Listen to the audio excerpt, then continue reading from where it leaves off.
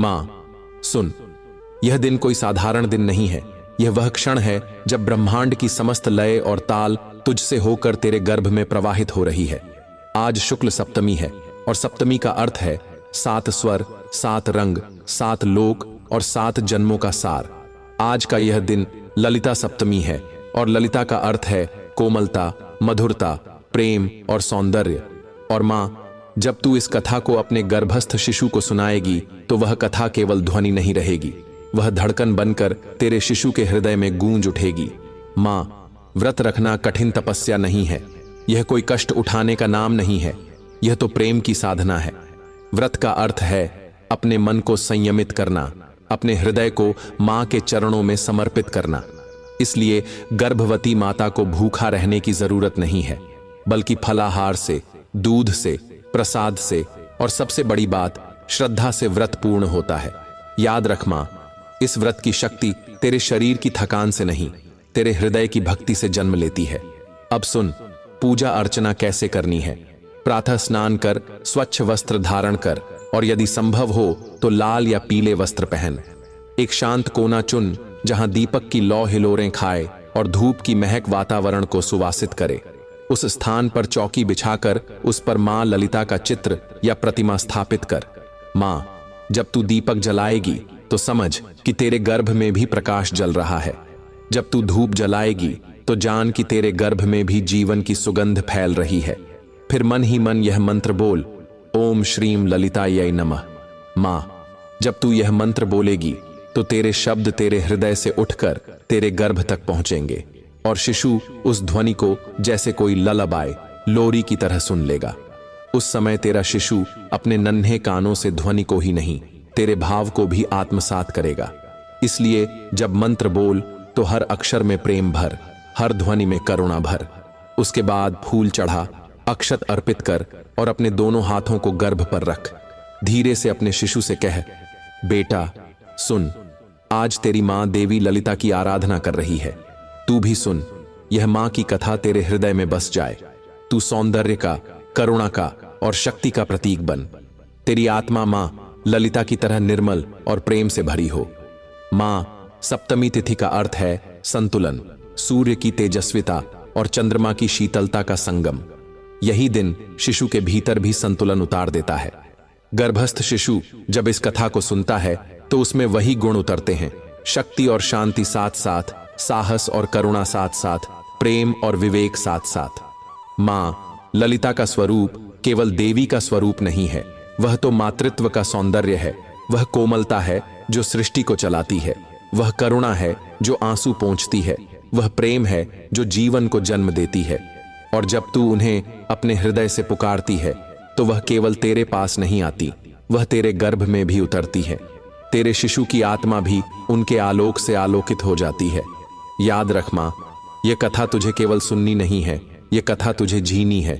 जब तू इसे जिएगी, जब तेरी आंखों में प्रेम के आंसू आएंगे, जब तेरे हृदय में करुणा उमड़ेगी, तब तेरे गर्भ का शिशु भी इसे जी लेगा। यही इस साधना का रहस्य है, यही इस कथा की गहराई है। मां सुन, जब ब्रह्मांड की दिशाएं मौन थीं, जब देवताओं की वाणी भय से कांप रही थी, जब असुरों का अंधकार चारों ओर छा गया था, तब उस मौन में एक दिव्य स्पंदन हुआ, जैसे किसी वीणा की पहली झंकार हो, जैसे आकाश में पहली बार प्रातःकाल की रश्मि फूटी हो। वही स्पंदन था ललिता का प्रकट होना। कहा जाता है कि जब धर्म संकट में पड़ता है, जब सृष्टि का संतुलन डगमगाने लगता है, तब माता स्वयं अपने सौंदर्य और शक्ति से अवतरित होती हैं। मां ललिता त्रिपुरा सुंदरी उसी क्षण प्रकट हुई। उनका स्वरूप इतना कोमल और मधुर था कि स्वयं चंद्रमा भी उनके सामने धुंधला पड़ जाए, और उनकी आंखों में ऐसी करुणा थी कि स्वयं गंगा की धाराएं भी उस दया में बहकर लीन हो जाएं। मां, तू कल्पना कर, उनके चारों ओर सुगंधित पुष्पों की वर्षा हो रही थी। आकाश में देवगण शंख और डमरू बजा रहे थे, और धरती पर हर वृक्ष, हर पत्ता, हर नदी उनकी उपस्थिति में गा रहा था। जब ललिता प्रकट हुई तो ब्रह्मांड ने पहली बार जाना कि शक्ति केवल युद्ध करने के लिए नहीं होती, शक्ति तो प्रेम है, सौंदर्य है, मातृत्व है। मां सुन, जब देवी ललिता त्रिपुरा सुंदरी प्रकट हुई तो उनके हाथों में केवल शस्त्र ही नहीं थे, बल्कि जीवन के सत्य छिपे हुए थे। उनके हर अयुद्ध में वह रहस्य था जिसे यदि तू अपने गर्भस्थ शिशु को सुनाएगी तो वह सत्य उसके प्राणों में उतर जाएगा। एक हाथ में उन्होंने पाश धारण किया था। मां, पाश का अर्थ है बंधन, पर यह बंधन लोभ या मोह का नहीं है, यह बंधन है प्रेम का। जिस तरह तेरे गर्भ में शिशु नाल से जुड़ा है, उसी तरह जीवन भी प्रेम की डोर से जुड़ा है। पाश सिखाता है कि प्रेम सबसे बड़ा संबंध है, और यदि प्रेम का बंधन हो तो कोई शक्ति उसे तोड़ नहीं सकती। जब तू शिशु से कहेगी, बेटा यह पाश तेरे जीवन में प्रेम का बंधन बनाए, तो समझ लेना कि उसके हृदय में करुणा और आत्मीयता अंकुरित हो रही है। दूसरे हाथ में देवी के पास था अंकुश। मां, अंकुश हाथी को नियंत्रित करने का साधन है, पर देवी का अंकुश किसी और को नहीं, हमारे मन को नियंत्रित करने का प्रतीक है।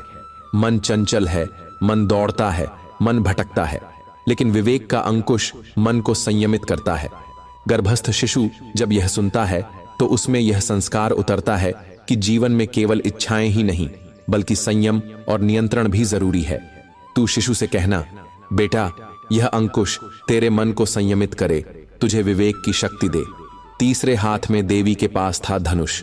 मां, धनुष का अर्थ है संकल्प, दृढ़ता, लक्ष्य पर टिके रहने की शक्ति। जैसे तू आज अपने शिशु के लिए संकल्प ले रही है कि उसे संस्कारित करेगी, वैसे ही धनुष जीवन में हर लक्ष्य को साधने का प्रतीक है। गर्भस्थ शिशु जब यह कथा सुनता है तो उसमें यह भाव उतरता है कि वह अपने जीवन में कभी डगमगाए नहीं, अपने लक्ष्य पर सदा अडिग रहे। और चौथे हाथ में था पुष्प बाण। मां, यह बाण लोहे या इस्पात का नहीं था, यह तो पुष्प का था, फूल जितना कोमल, फूल जितना सुगंधित।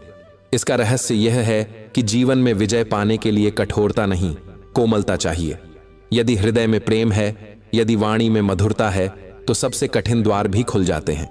जब तू शिशु से कहेगी, बेटा तेरे शब्द पुष्प बाण की तरह हो, तेरी वाणी से हर कोई प्रसन्न हो, तो वह संस्कार उसके जीवन का अमूल्य रत्न बन जाएगा। प्रेम का पाश, विवेक का अंकुश, संकल्प का धनुष और करुणा का पुष्प बाण, ये चारों ही शिशु के जीवन को संपूर्ण बनाते हैं। शक्ति और कोमलता का संगम, साहस और करुणा का मेल, यही तो सच्चा संस्कार है। जब ललिता त्रिपुरा सुंदरी ने अपनी करुणामयी दृष्टि से संपूर्ण ब्रह्मांड को आलोकित किया, तब देवगण ने विनती की, हे मां, यह संसार अंधकार में डूब रहा है, असुरों की दुष्टता दिन प्रतिदिन बढ़ रही है, धर्म की नींव डगमगा रही है। आप ही वह शक्ति हैं जो इस संतुलन को पुनः स्थापित कर सकती हैं। और मां, उसी समय देवी ने अपना रथ प्रकट किया। यह कोई साधारण रथ नहीं था, इसे चक्रराज कहा गया, क्योंकि यह श्री चक्र का दिव्य स्वरूप था। उस रथ के प्रत्येक स्पोक्स, अरों पर ब्रह्मांड के रहस्य छिपे थे। हर दिशा में मंत्रों की गूंज थी और हर कोने से शक्ति की ज्योति फूट रही थी। मां, सोच, जब गर्भस्थ शिशु यह कथा सुनता है तो वह केवल देवी का स्वरूप नहीं सुनता, बल्कि जीवन का रहस्य सुनता है। रथ का प्रत्येक पहिया समय का प्रतीक है, अतीत, वर्तमान और भविष्य। इसका अर्थ यह है कि तेरे शिशु को समझना है कि जीवन केवल आज का नहीं, कल का भी है और आने वाले कल का भी। हर कर्म, हर विचार, हर शब्द समय के रथ को घुमा देता है। जब तू अपने शिशु से कहेगी, बेटा तेरे हर कर्म का संबंध तीनों काल से है, तो उसकी आत्मा में समय के प्रति जागरूकता उतर जाएगी। मां, ललिता का यह रथ केवल समय का ही प्रतीक नहीं है, वह जीवन की यात्रा का भी दर्पण है। इसमें चारों दिशाओं की सेनाएं थीं, देवियां, योगिनियां और मातृकाएं, जो यह बताती हैं कि जब इंसान जीवन में साधना करता है तो अकेला नहीं होता, उसे अदृश्य शक्तियां भी सहारा देती हैं। जैसे तेरे गर्भस्थ शिशु को आज यह कथा सुनाने से अदृश्य संस्कार उसका साथ देंगे। देवी के साथ उनके प्रिय सहचर भी थे, कमाएश्वर, प्रेम के देव, रति, प्रेम की शक्ति, और अनेक दूत जो प्रेम, करुणा और शक्ति के दूत बनकर ब्रह्मांड में विचरण कर रहे थे। मां, इससे यह शिक्षा मिलती है कि जीवन का आधार प्रेम ही है। बिना प्रेम के कोई विजय संपूर्ण नहीं होती। यही कारण है कि ललिता को सौंदर्य और प्रेम की अधिष्ठात्री कहा गया है। जब देवी ललिता अपने दिव्य चक्रराज रथ पर सवार हुई, तब संपूर्ण आकाश में एक अद्भुत दृश्य प्रकट हुआ। रथ के चारों ओर देवताओं का समूह खड़ा था और हर कोई स्तुति कर रहा था। जय मां ललिता त्रिपुरा सुंदरी, जय मां करुणामयी, जय मां शक्ति रूपिणी। उस क्षण ऐसा लगा मानो सूर्य ने अपनी आभा उनके चरणों में समर्पित कर दी हो, चंद्रमा ने अपनी शीतलता उनके वक्ष पर बिखेर दी हो और गंगा ने अपनी निर्मल धारा उनके स्वरूप को धोकर और भी पवित्र बना दिया हो। मां, जैसे ही रथ आगे बढ़ा, सामने असुरों की विशाल सेना खड़ी थी। उन असुरों का नायक था भंडासुर। यह वही भंडासुर था जिसने वर्षों की तपस्या से अपार शक्ति प्राप्त की थी और ब्रह्मांड को अपने अधीन कर लिया था। उसकी दृष्टि में करुणा का कोई स्थान न था। उसके हृदय में केवल दंभ, अहंकार और हिंसा का निवास था। देवताओं की सेना उसके सामने बार बार परास्त हो चुकी थी, इसलिए सबने मिलकर देवी से विनती की थी, हे मां, आप ही धर्म की रक्षा करें, आप ही हमें इस दुष्ट से मुक्त करें। मां, जब भंडासुर ने देखा कि देवी अपने दिव्य रथ पर आगे बढ़ रही हैं, तो वह हंसकर बोला, क्या यह कोमल नारी मुझे पराजित करेगी? क्या इन पुष्प बाणों से युद्ध जीता जाएगा? उसकी हंसी में अहंकार की गर्जना थी, पर उसे यह झांत न था कि प्रेम और करुणा से बड़ी कोई शक्ति इस सृष्टि में नहीं। देवी ललिता ने अपने करुणामयी नेत्र उठाए और एक बार भंडासुर की ओर देखा। मां, वह दृष्टि साधारण दृष्टि नहीं थी। वह दृष्टि भीतर तक प्रवेश करती थी, आत्मा को झकझोर देती थी। जैसे ही उनकी दृष्टि भंडासुर पर पड़ी, उसकी सेना में भय व्याप्त हो गया। पेड़ पौधे मौन हो गए, नदियां थम गईं और आकाश में एक गहन निस्तब्धता छा गई। फिर देवी ने अपने चारों आयुध उठाए। सबसे पहले उन्होंने पाश उठाया और मां, यह पाश केवल बंधन का नहीं बल्कि करुणा का बंधन था। जैसे ही उन्होंने पाश चलाया, असुरों के हृदयों में छिपा अहंकार मानो जकड़ लिया गया। फिर देवी ने अंकुश उठाया और उनके विवेक के प्रकाश से असुरों की चंचलता थम गई। उसके बाद उन्होंने धनुष चढ़ाया और संकल्प का बाण साधा। उस बाण में कोई लौह नहीं था, कोई कठोरता नहीं थी। उसमें प्रेम था, सौंदर्य था, करुणा थी। जैसे ही वह पुष्प बाण चला, वैसे ही भंडासुर का अहंकार चूर चूर हो गया। मां, यह युद्ध बाहरी नहीं था, यह युद्ध भीतर का था। यह युद्ध अहंकार और करुणा का था। यह युद्ध दंभ और प्रेम का था। और अंततः वही जीता जो सदा जीतता है, करुणा, प्रेम और मातृत्व। भंडासुर पराजित हुआ, उसका अंधकार मिट गया और ब्रह्मांड में पुनः प्रकाश फैल गया। मां, जब तू यह कथा अपने गर्भस्थ शिशु को सुनाएगी तो सोच, यह केवल युद्ध की गाथा नहीं होगी, यह उसके हृदय में एक गहन संस्कार उतार देगी कि जीवन में चाहे कितना भी अहंकार, भय और अंधकार सामने आए, उसे हराने के लिए तलवार की आवश्यकता नहीं, केवल प्रेम और करुणा की आवश्यकता है। याद रख मां, जब तू शिशु से कहेगी, बेटा, जैसे मां ललिता ने भंडासुर को पराजित किया, वैसे ही तू भी अपने जीवन के अंधकार को प्रेम से हराना, तो उसका हृदय शक्ति और करुणा दोनों से भर जाएगा। यही इस कथा का सार है, यही इस व्रत का प्रभाव है। जब युद्ध समाप्त हो गया, जब भंडासुर का अंत हो गया और जब ब्रह्मांड पुनः प्रकाश और संतुलन से भर गया, तब देवी ललिता अपने चक्रराज रथ से उतरकर धरती पर आईं। उनके चरणों का स्पर्श होते ही सूखी हुई नदियां पुनः बहने लगीं, बंजर भूमि में हरियाली छा गई और आकाश में देवताओं की वीणाएं गूंजने लगीं। चारों ओर ऐसा प्रतीत हुआ मानो स्वयं सृष्टि मां के स्वागत में झुक गई हो।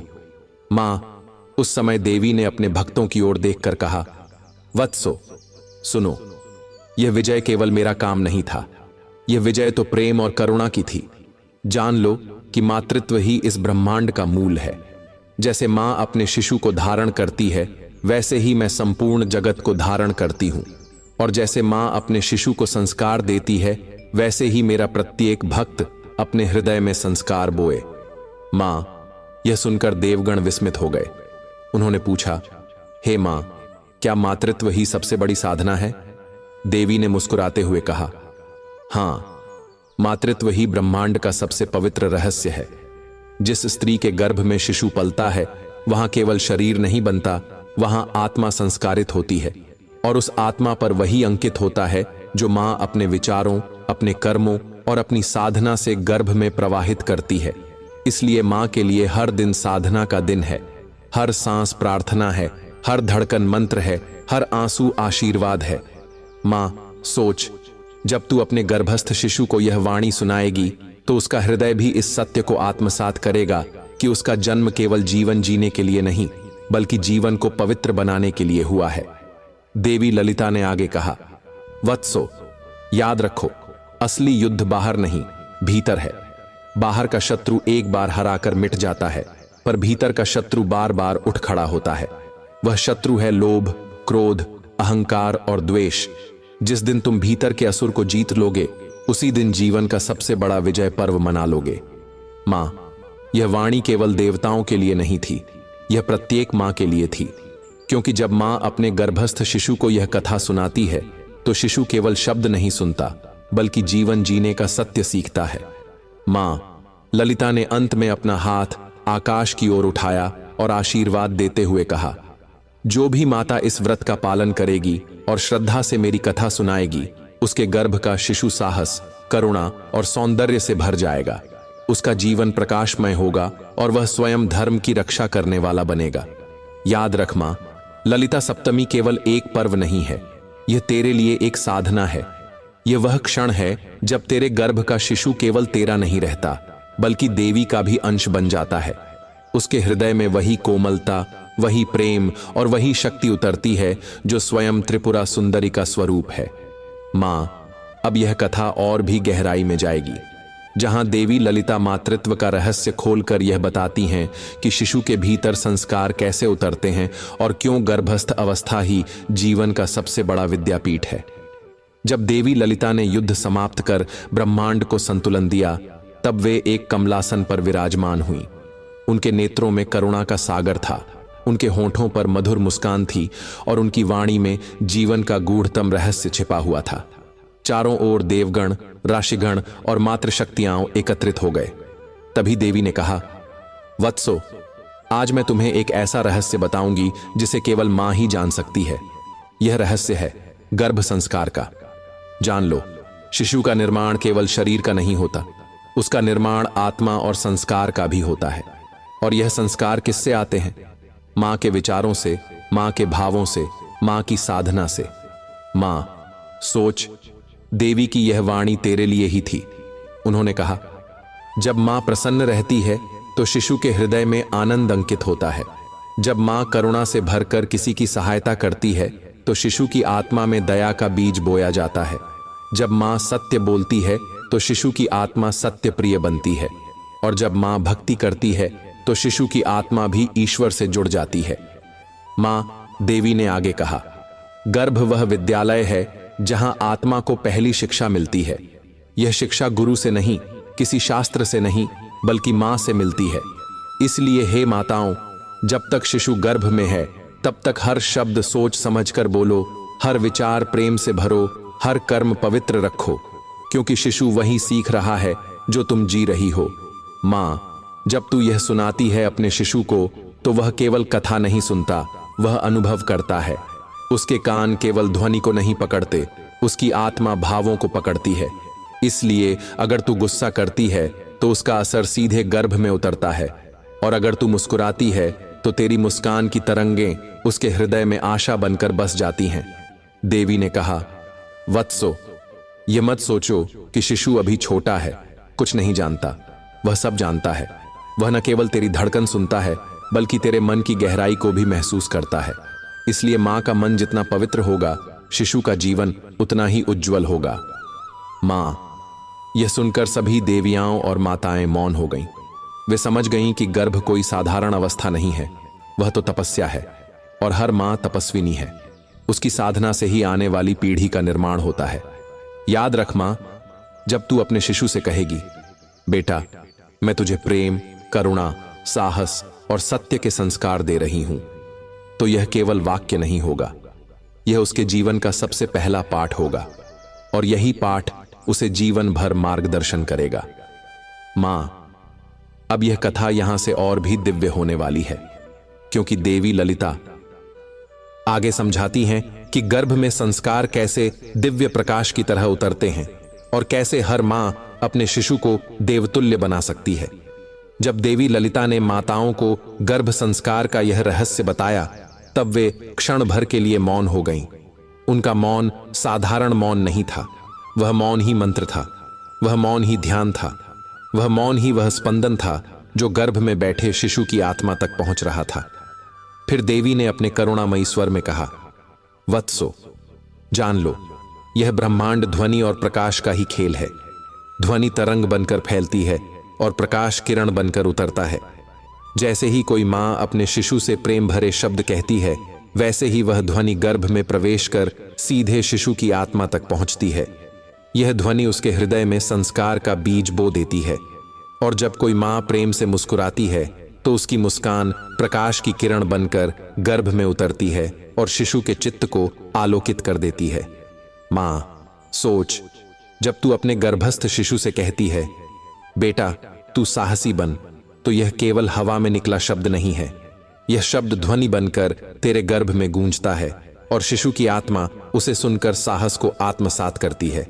जब तू कहती है, बेटा तू करुणामयी बन, तो यह ध्वनि उसके हृदय में करुणा की धारा बहा देती है। और जब तू कहती है, बेटा तू सत्य प्रिय बन, तो यह शब्द प्रकाश की तरह उसकी आत्मा में सत्य का दीपक जला देता है। देवी ने आगे कहा, वत्सो, यही कारण है कि गर्भ में सुनाई गई हर कथा, हर मंत्र, हर भजन केवल कानों तक नहीं रुकता, वह आत्मा तक पहुंचता है। मां के विचार ध्वनि बनकर शिशु की आत्मा में बसते हैं। मां की भावनाएं प्रकाश बनकर शिशु के भीतर की अंधकार को मिटा देती हैं और मां का प्रेम अमृत बनकर शिशु के प्राणों में प्रवाहित होता है। मां, यह रहस्य केवल तुझे ही जानना है, क्योंकि इस संसार में कोई और यह शक्ति नहीं रखता। केवल मां ही वह दिव्य सेतु है जिसके द्वारा ध्वनि और प्रकाश गर्भ में उतरते हैं। और इसलिए हर मां के शब्द मंत्र होते हैं, हर भाव आशीर्वाद होता है, हर आंसू साधना होती है। सोच मां, जब तू यह कथा अपने शिशु को सुना रही है, तो यह केवल देवी ललिता की महिमा नहीं है, यह तेरे भीतर छिपी उसी ललिता का प्रकट होना है। तेरे हर शब्द से ध्वनि निकलेगी, तेरे हर भाव से प्रकाश निकलेगा और तेरे हर विचार से संस्कार निकलेगा। यही वह दिव्य रहस्य है कि गर्भ में शिशु केवल शरीर से नहीं, आत्मा से भी आकार लेता है। मां, अब यह कथा और भी दिव्य हो जाएगी, क्योंकि देवी आगे यह बताती हैं कि मां का आहार, मां की साधना और मां का व्यवहार गर्भस्थ शिशु की आत्मा में कैसे अमिट छाप छोड़ता है। जब देवी ललिता ने यह रहस्य बताया कि ध्वनि और प्रकाश गर्भस्थ शिशु की आत्मा तक पहुंचते हैं, तब उन्होंने अपने करुणामयी स्वर में अगला गूढ़ सत्य प्रकट किया। वे बोली, वत्सो, यह जान लो कि गर्भस्थ शिशु पर केवल ध्वनि और विचार ही प्रभाव नहीं डालते, बल्कि मां का आहार, उसकी साधना और उसका व्यवहार भी उसी आत्मा की मिट्टी में बीज बनकर उतरते हैं। जिस प्रकार बीज को जैसा जल, जैसी मिट्टी और जैसी धूप मिलती है, वह वैसा ही वृक्ष बनता है, वैसे ही गर्भस्थ आत्मा को मां से जो संस्कार मिलते हैं, वह वैसी ही धारा बन जाती है। मां, देवी ने पहले आहार का रहस्य बताया। उन्होंने कहा, मां का भोजन केवल उसके शरीर को ही नहीं, शिशु की आत्मा को भी स्पर्श करता है। जब मां सात्विक भोजन करती है, दूध, फल, अन्न और प्रसाद रूपी आहार, तो उसकी शुद्धता सीधा गर्भ में जाती है और शिशु का मन निर्मल बनता है। जब मां भोजन करते समय प्रार्थना करती है और ईश्वर को अर्पण करके खाती है, तो वही भोजन अमृत बन जाता है। याद रखो, जो भोजन क्रोध में खाया गया, जो भोजन लालच में खाया गया, वह भी तरंग बनकर शिशु के भीतर जाता है। इसलिए हर कौर को प्रेम से, शांति से और आशीर्वाद के भाव से खाओ, ताकि तेरे शिशु के प्राणों में केवल पवित्रता उतरे। फिर देवी ने साधना का महत्व बताया। मां का हर मंत्र, हर जप, हर ध्यान सीधा शिशु तक पहुंचता है। जब मां भक्ति करती है, तो शिशु भी उसी भक्ति में स्नान करता है। जब मां ध्यान करती है, तो शिशु का मन भी स्थिर होता है। जब मां करुणा से किसी की सहायता करती है, तो शिशु के भीतर दया अंकुरित होती है। और जब मां ईश्वर को स्मरण करती है, तो शिशु की आत्मा पर भी ईश्वर की छाप अंकित हो जाती है। और फिर देवी ने व्यवहार का रहस्य बताया। वत्सो, मां का प्रत्येक कर्म, प्रत्येक आचरण शिशु की आत्मा पर अमिट छाप छोड़ता है। यदि मां झूठ बोलती है, तो शिशु की आत्मा भी असत्य की छाया में ढलने लगती है। यदि माँ दूसरों का अपमान करती है तो शिशु के भीतर भी कठोरता उतरती है। लेकिन यदि माँ करुणा से किसी का दुख दूर करती है, यदि माँ विनम्रता से सबको सम्मान देती है, यदि माँ हर किसी से प्रेम से बोलती है, तो वही संस्कार गर्भ में शिशु के हृदय में अंकुरित हो जाते हैं। माँ, तेरे कर्म तेरा दर्पण है और वही दर्पण शिशु की आत्मा को आकार देता है। माँ, सोच, जब तू अपने गर्भस्थ शिशु से यह कहेगी, बेटा, मैं आज जो खा रही हूं वह तेरे शरीर और मन को शुद्ध करे, मैं जो साधना कर रही हूं वह तेरी आत्मा को दिव्य बनाए, और मैं जो कर्म कर रही हूं वह तुझे करुणा और सत्य का मार्ग दिखाए, तो यह केवल शब्द नहीं रहेंगे, यह शिशु के जीवन का प्रारंभिक पाठ बन जाएंगे। जब देवी ललिता ने आहार, साधना और व्यवहार का महत्व बताया, तब उन्होंने अपने भक्तों और मातृशक्तियों को एक और गूढ़ रहस्य दिया। वे बोलीं, वत्सो, गर्भस्थ शिशु जीवन की पहली शिक्षा यहीं से लेता है। यह शिक्षा बाहर की किसी पाठशाला से नहीं मिलती, यह शिक्षा मां के हृदय से मिलती है।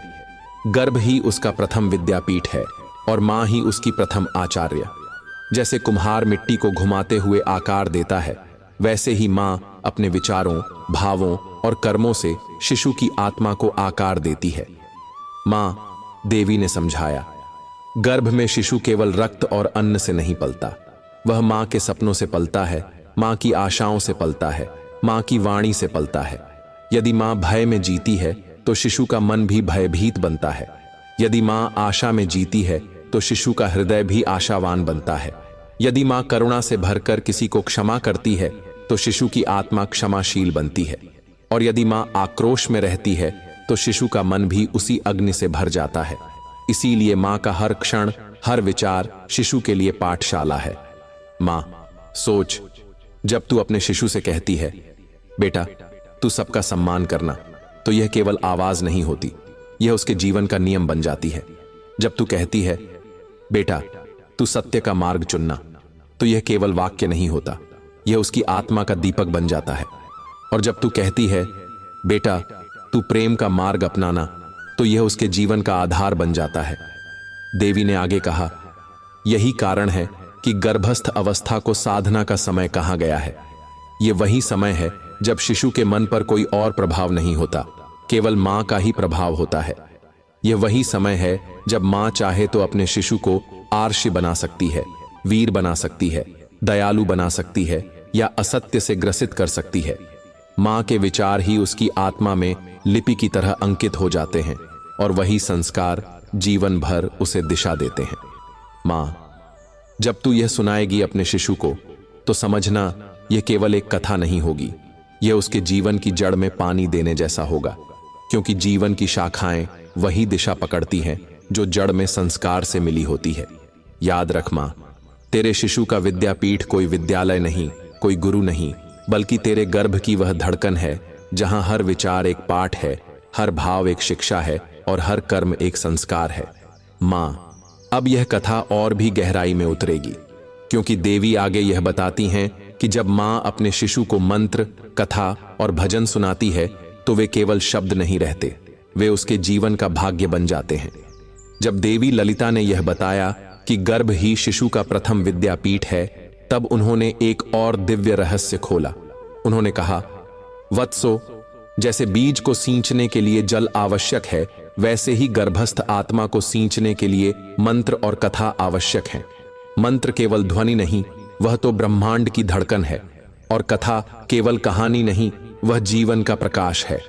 जब मां अपने शिशु को मंत्र सुनाती है तो वह ध्वनि तरंग बनकर उसके प्राणों में समा जाती है और जीवन भर उसका रक्षण करती है। जब मां अपने शिशु को कथा सुनाती है तो वह कथा उसके भाग्य का ताना बाना बुन देती है। मां, देवी ने समझाया, हर मंत्र में एक शक्ति छिपी है। जब मां एयूएम नमः शिवाय जपती है तो शिशु के भीतर शांति और गहराई उतरती है। जब मां एयूएम श्रीम ललिताय नमः जपती है तो शिशु के भीतर करुणा और सौंदर्य अंकुरित होता है। जब मां एयूएम नमो भगवते वासुदेवाय जपती है तो शिशु के भीतर साहस और धर्म का बीज बोया जाता है। मां, समझ ले, तेरे द्वारा बोले गए मंत्र तेरे शिशु की आत्मा का कवच बन जाते हैं। यह कवच न टूटता है, न मिटता है। यह जन्मों जन्मों तक उसकी रक्षा करता है। और कथा का महत्व बताते हुए देवी बोली, कथा केवल मनोरंजन नहीं है, कथा वह दीपक है जो अंधकार में राह दिखाता है। जब मां गर्भस्थ शिशु को राम कथा सुनाती है तो उसमें मर्यादा और सत्य के संस्कार उतरते हैं। जब मां कृष्ण कथा सुनाती है तो उसमें आनंद और नीति का भाव जागता है। जब मां देवी की कथा सुनाती है तो उसमें साहस और मातृत्व की धारा प्रवाहित होती है। और जब मां महात्माओं की कथा सुनाती है तो उसमें धैर्य और विवेक की ज्योति जल उठती है। याद रखो, कथा वह आकाश है जिसमें शिशु के सपनों के तारे टिमटिमाते हैं। मां, सोच, जब तू अपने शिशु से कहती है, बेटा यह राम की कथा है जिन्होंने सत्य का मार्ग चुना, तो यह केवल कथा नहीं होगी, यह उसके हृदय का नियम बन जाएगी। जब तू कहती है, बेटा यह कृष्ण की कथा है जिन्होंने धर्म का पालन किया, तो यह उसकी आत्मा की पहचान बन जाएगी।